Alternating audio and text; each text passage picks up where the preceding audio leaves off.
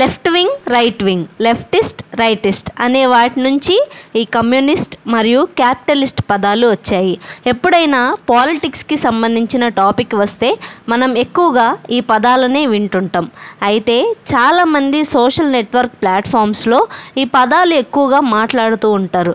అయితే అలా ఉపయోగించే వారిలో కొందరికి ఈ పదాలకు అర్థం ఏంటో కూడా తెలీదు. అసలు లెఫ్ట్ వింగ్, రైట్ వింగ్ అంటే ఏమిటి? వీటికి రాజకీయాల్లో ఎప్పటి నుంచి వాడడం మొదలు పెట్టారు? వీటి సిద్ధాంతాలు ఏమిటి? మన దేశంలో ఉన్న పార్టీలు ఏ వింగ్ కి చెందినవి, ఏవి లెఫ్ట్ వింగ్ కి చెందినవి, లెఫ్ట్ వింగ్, రైట్ వింగ్ వీటిలో దేని ఐడియాలజీ బెటర్? ఈ ప్రశ్నలన్నిటికీ సమాధానం ఈ వీడియోలో తెలుసుకుందాం. వీడియో చాలా ఇంట్రెస్టింగ్ గా మరియు ఇన్ఫర్మేటివ్ గా ఉండబోతుంది. వీడియో నచ్చితే లైక్ చేయండి అండ్ మీ ఫ్రెండ్స్ అండ్ ఫ్యామిలీ మెంబర్స్ కు షేర్ చేయండి అండ్ నా ఛానల్ ను తప్పకుండా సబ్స్క్రైబ్ చేయండి. ఇంకెందుకు ఆలస్యం, let's get in to the video. అయితే ఈ రైట్ వింగ్, లెఫ్ట్ వింగ్ అనే పేర్లు ఎలా వచ్చాయో ఇప్పుడు తెలుసుకుందాం. 1789లో ఫ్రాన్స్ లో రాజు పాలన మీద విప్లవం జరిగింది. అయితే అప్పుడు ఒక సమావేశం పెట్టారు, రాజు పాలన కొనసాగిద్దామా వద్దా అని. రాజుగారికి లెఫ్ట్ సైడ్ కూర్చున్న వారందరూ అసలు రాజు పాలన వద్దు, మాకు మార్పు కావాలి అన్నారు. రైట్ సైడ్ కూర్చున్న వారు మాకు రాజు పాలన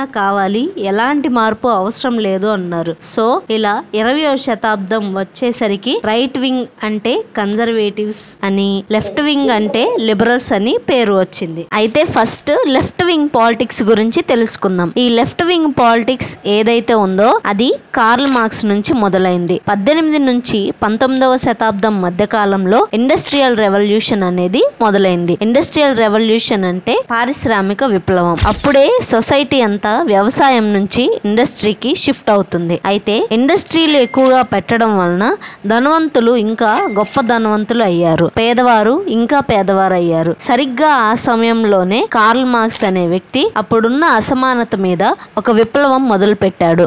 ఆ ఇండస్ట్రీలో ఎవరైతే వర్కర్స్ ఉన్నారో వారికి జీతాలు కాదు వాటాలు ఇవ్వాలని తెలియజేశారు. అయితే ఈ కార్ల్ మార్క్స్ నుంచే లెఫ్ట్ వింగ్ పాలసీ అనేది మొదలైంది. లెఫ్ట్ వింగ్ పాలిటిక్స్ ఎలా పనిచేస్తాయంటే వీళ్లకు అస్సలు ప్రైవేట్ సంస్థలు ఉండకూడదు, మొత్తం అన్ని ప్రభుత్వం అండర్టేకింగ్ లోనే ఉండాలి. ఇప్పుడున్న స్కూల్స్ అండ్ కార్పొరేట్ సంస్థలు గవర్నమెంట్ అధికారంలోనే ఉండాలి, ప్రైవేట్ సంస్థలు మొత్తాన్ని తుడిచిపెట్టేయాలి.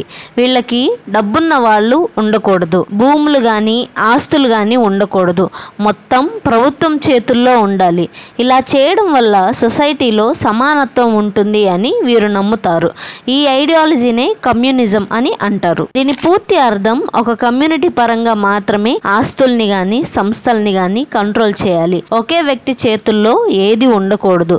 సింపుల్ గా చెప్పాలంటే నీకు నాకు ఆస్తులుంటాయి, కమ్యూనిజం ప్రకారం సింగిల్ గా ఆస్తులు ఉండకూడదు, ఏ ఆస్తి అయినా ఒక కమ్యూనిటీ చేతుల్లో ఉండాలి అని వీరు భావిస్తారు. ఇక మతం విషయానికి వస్తే ఈ లెఫ్ట్ వింగ్ వారు ఏ మతాన్ని నమ్మరు, వీరిని నాస్తికులు అనుకోవచ్చు. అయితే ఈ లెఫ్ట్ వింగ్ పాలిటిక్స్ వల్ల డిసడ్వాంటేజెస్ ఏమిటంటే వీరు వస్తే సంస్కృతికి ప్రాధాన్యత ఇవ్వరు, మన సంస్కృతిని చరిత్రని తుడిచిపెట్టడానికి ప్రయత్నిస్తారు. ఇప్పుడున్న ప్రైవేట్ సంస్థలు ఉండవు, మొత్తం ప్రభుత్వ సంస్థలే ఉంటాయి.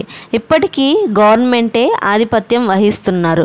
ఒకవేళ గవర్నమెంట్ మొత్తం కంట్రోల్ చేస్తే గవర్నమెంట్ ఉద్యోగుల హవా పెరిగిపోతుంది, ఆర్థికంగా కూడా ముందుకు వెళ్ళలేం. ఎందుకంటే ప్రైవేట్ కంపెనీలు లాభాల కోసం పనిచేస్తుంటాయి, ప్రభుత్వ సంస్థలు అలా కాదు. ప్రభుత్వ ఉద్యోగులకు శాలరీ టైం టు టైం పడుతుంది కనుక లాభాలు తెద్దామనే ఆలోచన రాదు. ఇంకా భారత్లో లెఫ్ట్ వింగ్ పార్టీలు ఏవంటే సిపిఐ, సిపిఎం పార్టీలు అని చెప్పుకోవచ్చు. అందుకే అయోధ్య రామ్ మందిర్ ఓపెనింగ్ సెరమనీకి సిపిఐ అధ్యక్షుడికి ఇన్విటేషన్ పంపించినా దానిని వారు తిరస్కరించారు. ఎందుకంటే ప్రధానంగా వీరు మతాన్ని నమ్మరు, అందుకే వీరిని లిబరల్స్ అంటారు. అంటే నిరంతరం వీరు చేంజ్ కోరుకుంటారు. అంటే సంస్కృతి పోయినా పర్లేదు, హిందూయిజం చచ్చిపోయినా పర్వాలేదు, కానీ సమానత్వం కావాలి అంటారు. అయితే ప్రపంచవ్యాప్తంగా చూసుకున్నట్లయితే ఈ లెఫ్ట్ వింగ్ ఎక్కడ ఉందంటే number 1 China, 2 Russia, 3 north Korea. ఈ లెఫ్ట్ వింగ్ దేశాలకి ప్రజాస్వామ్యం అంటే నచ్చదు. అయితే ఇప్పుడు రైట్ వింగ్ పాలిటిక్స్ గురించి తెలుసుకుందాం. దీని గురించి చెప్పడానికి ఏమీ లేదు, ఇది కంప్లీట్ గా లెఫ్ట్ వింగ్ కి ఆపోజిట్ గా ఉంటుంది. వీరికి అన్ని పాత పద్ధతులు పద్ధతులే కావాలి. మార్పు అనేది వీరు ఎక్కువగా కోరుకోరు. అందుకే వీరిని కన్జర్వేటివ్స్ అని అంటారు. ఎక్కువగా సంస్కృతి మీద అభిమానం చూపిస్తారు మరియు మతానికి ప్రాధాన్యం ఇస్తారు. ఇంకా ఆర్థికంగా చూసుకున్నట్లయితే ఈ రైట్ వింగ్ లాజర్ ఫెయిర్ కాన్సెప్ట్ని నమ్ముతుంది. అంటే మార్కెట్లో ప్రభుత్వం యొక్క ఇన్వాల్వ్మెంట్ తగ్గించేస్తుంది, ఎక్కువ ప్రైవేటీకరణకు ప్రాధాన్యత ఇస్తుంది. ఈ రైట్ వింగ్ ఎక్కువగా జాతీయవాదాన్ని ప్రమోట్ చేస్తుంది. అంటే నేషనలిజం. ఏది ఏమైనా నేషన్కి ఫస్ట్ ప్రిఫరెన్స్ ఇస్తారు. ఇప్పుడు భారత్లో రైట్ వింగ్ పార్టీ ఏదంటే బీజేపీ అని చెప్పుకోవచ్చు. ఎందుకంటే బీజేపీకి జాతీయవాదం బాగా ఎక్కువ. గతంలో కాంగ్రెస్ టైంలో 3-4 సార్లు టెర్రరిస్ట్ అటాక్లు జరిగినా మనం తిరిగి దాడి చేయలేదు.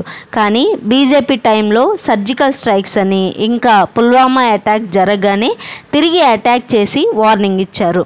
మా దేశం మీదకి వస్తే ఊరుకునేది లేదని. అంతేకాకుండా ఆర్టికల్ 370 రద్దు చేసి కాశ్మీర్ని పూర్తిగా భారతంలో విలీనం చేయడం కూడా నేషనలిజం అని చెప్పుకోవచ్చు. అయితే బీజేపీ ఎక్కువ మతానికే ప్రాధాన్యత ఇస్తుంది. అందుకే రామ్ జన్మభూమి పూర్తి చేసేశారు. అయితే మీరు గమనిస్తే 2014 ముందు వరకు కూడా అన్ని మతాలు సమానమనే అన్నారు. కానీ 2014 తర్వాత హిందూస్ వాళ్ళ మతం కోసం ఆలోచించడం మొదలుపెట్టారు. కన్వర్జెన్స్ ఎక్కువగా జరుగుతుందని గుర్తించారు. ఇదంతా సెంట్రల్లో రైట్ వింగ్ గవర్నమెంట్ పైన పడిన ప్రభావమే. అయితే రైట్ వింగ్ యొక్క డిసడ్వాంటేజెస్ ఏంటంటే ప్రైవేటీకరణ ఎక్కువ చేస్తుంది. అయితే గవర్నమెంట్ అధికారుల హవా తగ్గి గవర్నమెంట్ జాబ్స్ తగ్గి ప్రైవేట్ వాళ్ళ డామినేషన్ బాగా పెరిగిపోతుంది. ఈ రైట్ వింగ్ వల్ల మైనారిటీస్ చాలా ఇన్సెక్యూర్ గా ఫీల్ అవుతారు. మైనారిటీస్ కి ఈ దేశంలో చాలా అన్యాయం జరుగుతుందన్న ఫీలింగ్ కలుగుతుంది. గవర్నమెంట్ హెల్త్ అండ్ ఎడ్యుకేషన్ కూడా ప్రైవేటీకరణ చేస్తే చాలా ఇబ్బందులు వస్తాయి.